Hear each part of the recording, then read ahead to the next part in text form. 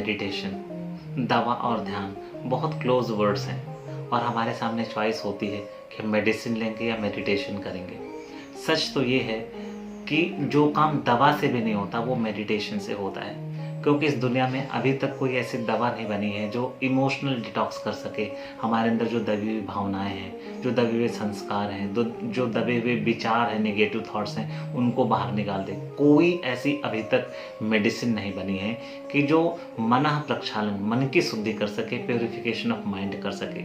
और जब purification of mind की हम बात करते हैं तो हम बात कहते हैं हमारे अवचेतन मन में, सब कॉन्शियस मन में जितने भी पूर्व जन्म के घटिया विचार, संस्कार दबे हुए हैं, यदि हम उनको बाहर नहीं निकालते हैं तो वही साइकोसोमैटिक डिजीज का कारण बनते हैं भविष्य में चल करके। साइकोसोमैटिक डिजीजेस क्या होती हैं? ऐसी बीमारियां जिनमें शरीर का कोई रोल नहीं, पूरा मन का रोल होता है। मन शरीर में बीमारियों को उत्पन्न करता है। जब mind is causing disease in the body तो उस बीमारी का नाम होता है साइकोसोमैटिक। साइको का मतलब होता है मन, psycho means mind, somatic means body.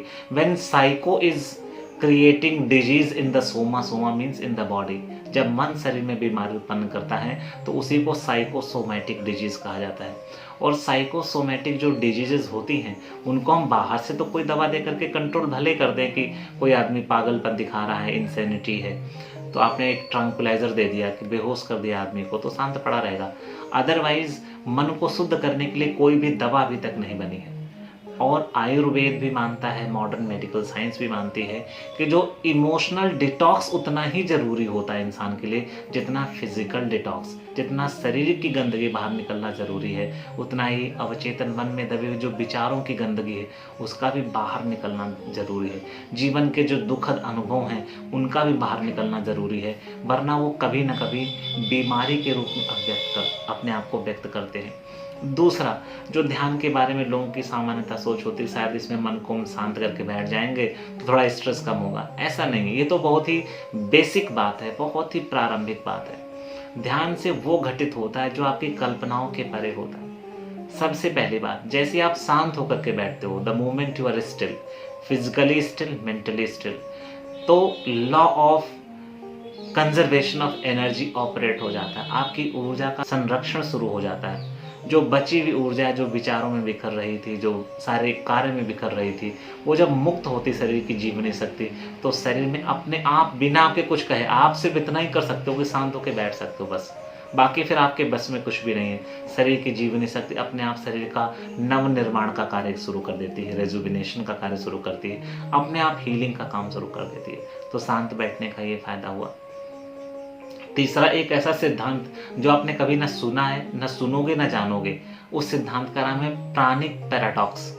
प्राणिक पैराडॉक्स का मतलब होता है जैसे ही आप शरीर और मन को शांत करते हो तो प्राण ऊर्जा अंदर एक तूफान मचाती है और जा करके शरीर के सारे वो ब्लॉकेज खोलती है जो बंद है, और वो ध्यान से घटित होता है।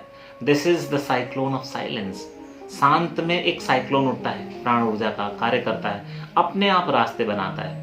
इसी के चलते जो बड़े बड़े महापुरुष में जिन्होंने जो अनुभव होते थे कि बैठे बैठे कभी खेचरी मुद्रा का लगना योग करने से, बैठे बैठे आंखों का थर्ड आई की तरफ अपने आप चले जाना, हेड का मूवमेंट होना, इसे ऑटोमेटिक योग कहा जाता है। और जो लोग प्रॉपरली साइंटिफिकली योग का प्रशिक्षण लेते हैं उन्हें ऐसे अनुभव नहीं होते, क्योंकि वो अपनी ऊर्जा के लिए जीवनी शक्ति के प्रवाह के लिए रास्ते पहले से खोलते चलते हैं। योग यही प्रशिक्षण है योग का, ताकि सुगम ढंग से वो प्राण बह सके और शरीर की रक्षा कर सके। तो प्राणिक पैराडॉक्स घटित होता है। मन शांत कर दिया तो शरीर से जैसे ही प्राण अंदर की तरफ चलता है तो अंदर जाने के बाद शक्तिशाली होकर के शरीर को हील करना शुरू कर देता है। ये बेनिफिट है। और इस तरीके से ध्यान के बहुत सारे फायदे हैं। इच्छा शक्ति का बढ़ना, आनंद का उभरना, मन का सकारात्मक रहना, बड़ी से बड़ी मुश्किल में भी मन का अशांत न होना, ये सब ध्यान के फायदे हैं। आत्मा की शक्ति का प्रकट होना शरीर में। कहा जाता है कि यो देवो अग्नो अपसुयो विश्वम भुवनमा विवेश, यह औषधिषु वनस्पतिषु तस्मै देवाय नमो नमः। जगत में जितनी भी दवाएं हैं, औषधियां, सब में भगवान की तो शक्ति है। भगवान की शक्ति ही आग में है, भगवान की शक्ति ही जल में है। जितने भी गुण संसार की किसी भी वस्तु में, सब भगवान की वजह से उत्पन्न होते हैं। तो जब हम भगवान का ध्यान करते हैं तो सोचो, जब सारी हीलिंग जो पावर है दवाओं की जब भगवान से ही आती है, तो जब भगवान का ध्यान करेंगे तो हमारे अंदर कितनी हीलिंग पावर आएगी। ध्यान भगवान की शक्ति को जगाता है शरीर को हील करने के लिए, और जो लोग फेथ करते हैं उन्हें रिजल्ट भी मिलते हैं। इस वीडियो में मैं आपको एक ध्यान की विधि बताने जा रहा हूँ जो काफ़ी पावरफुल है, जो काफ़ी इफ़ेक्टिव है। आप करोगे तो आपको सकारात्मक रिजल्ट मिलेंगे इसके। आपको करना क्या है कि आंख बंद करके शांत बैठना है। जैसे मैं अभी आगे झुका हुआ था, मैं पीछे की तरफ जा रहा हूँ। Sit with your spine straight. अपनी इस स्पाइन को सीधा कर लो, सीधा करके बैठ जाओ, और फिर कम से कम 51 टाइम्स ओमकार को चैंट करो, लॉन्ग ओम जप, जिसे ओम प्राणायाम भी कह सकते हो आप। जैसे ब्रीद इन करी डीपली, गहरी श्वास अंदर ली, फेफड़ों को श्वास से भर दिया, उसके बाद श्वास को छोड़ना शुरू करो और ओम का जप करो। मैं एक सिंगल डेमोन्स्ट्रेशन आपको दे रहा हूँ, करके दिखा रहा हूँ, फिर आपको ऐसे ही करना है।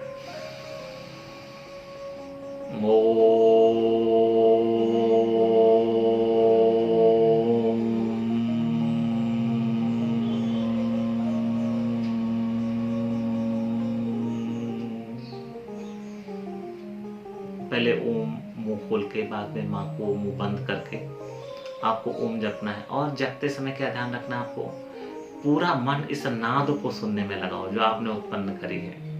हालांकि ये आर्टिफिशियल नाद है। भगवान का जब ऐसे कोई ओमकार का जब लंबे समय तक करता है तो भगवान का जो आंतरिक नाद है स्वाभाविक, जिसे अनाहत नाद कहा जाता है, वो उत्पन्न होने लगता है लंबे समय की साधना के बाद। वो योग का विषय है, उसको अलग से मैं कभी डिस्कस करूंगा।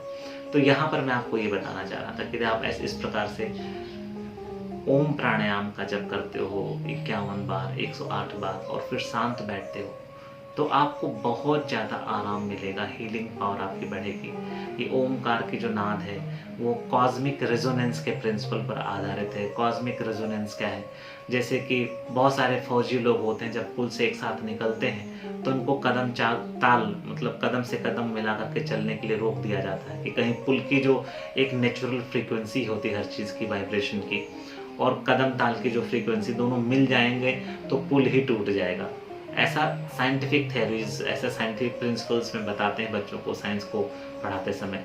तो वैसे ही एक अंदर नाद चल रहा है पहले से ही, और यदि हम बाहर से नाद को उत्पन्न करते हैं, जब दोनों एक हार्मनी में आते हैं तो कॉस्मिक रेजोनेंस उत्पन्न होता है। एक ऐसा नाद उत्पन्न होता है जो शरीर की किसी भी विकृति को, किसी भी बीमारी को नष्ट करने में समर्थ है। ये इस ध्यान की विधि का वैज्ञानिक पक्ष है जो मैंने आपको बताया है। तो इसको करो। डॉक्टर भी कहें आपका कैंसर का इलाज नहीं हो सकता तो भी डरना नहीं चाहिए, आपको भगवान पे भरोसा करना चाहिए। और बड़े बड़े डॉक्टर्स भी जब उनके माता पिता बीमार पड़ते हैं, उन्हें कैंसर हो जाता है, तो वो भी फिर आयुर्वेद की तरफ भागते हैं। वो भी मंदिर मस्जिदों में ही भागते हैं, लेकिन जब वो किसी चेयर पे बैठते हैं तो उनकी मजबूरी होती है कि उन्हें अपना एक प्रोटोकॉल फॉलो करना है। एलोपैथी का अपना एक प्रोटोकॉल है ट्रीटमेंट का, वो उसके अगेंस्ट जा नहीं सकते, उनकी मजबूरी होती है। तो वो भी इंसान है। इंसान की बुद्धि की, सोच की, शक्ति की सीमाएं होती हैं, और हर व्यक्ति अपनी समझ के हिसाब से ही बात करेगा। एक बार एक शेर अपने छोटे बच्चे के साथ जा रहा था, तो रास्ते में पानी आ गया। तो शेर के बच्चे ने अपने पिता की तरफ मुड़ करके देखा कि इस पानी की गहराई कितनी है, उसने जानना चाहा अपने पिता से। तो शेर ने एक जवाब दिया कि बेटे, जब कभी भी इस पानी की गहराई को तुम पूछोगे लोगों से तो अलग अलग गहराइयाँ पता चलेंगी, क्योंकि हर आदमी अपनी औकात के हिसाब से इसकी गहराई बताएगा। यदि छोटा सा चूहा निकलेगा, बोलेगा डुबाने वाला पानी है। कुत्ता निकलेगा, बोलेगा पूरे शरीर को ढकने वाला पानी है। कोई और छोटा मोटा जीव निकलेगा, वो अपनी हाइट के हिसाब से इसकी लंबाई बताएगा। लेकिन यदि किसी बड़े व्यक्ति से इसकी लंबाई को, गहराई को पूछोगे तो बहुत छोटा बताएगा। हो सकता है बोलेगा कि इसकी नी हाइट के बराबर है, घुटनों के बराबर है, इसमें पानी ज़्यादा नहीं है। तो जीवन में कोई समस्या कितनी बड़ी है, यदि आप किसी से पूछोगे तो हर आदमी उस समस्या को बड़ा छोटा अपनी क्षमता के हिसाब से बताता है। वैसे ही डॉक्टर्स की जितनी क्षमता है उतना ही वो ज्ञान दे सकते हैं, उसके बियॉन्ड नहीं दे सकते। लेकिन मेडिकल साइंस के बियॉन्ड आपकी बॉडी है। मेडिकल साइंस बायोकेमिस्ट्री तक सीमित है। आप उसके बाद क्या हो, शरीर के बाद भी आप बहुत कुछ हो। आपके उसके बाद आपके पास अद्भुत शक्ति है मन की, आपके पास अद्भुत शक्ति है प्राण की, आपके पास अद्भुत शक्ति है चेतना की। कितनी बड़ी बड़ी शक्तियाँ आपके शरीर में पड़ी हुई, उनका आप उपयोग ही नहीं करते।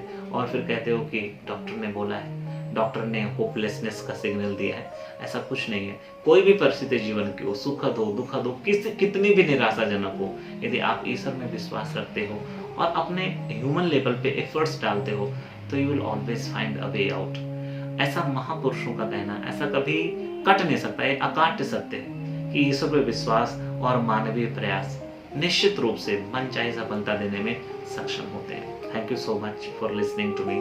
God bless you.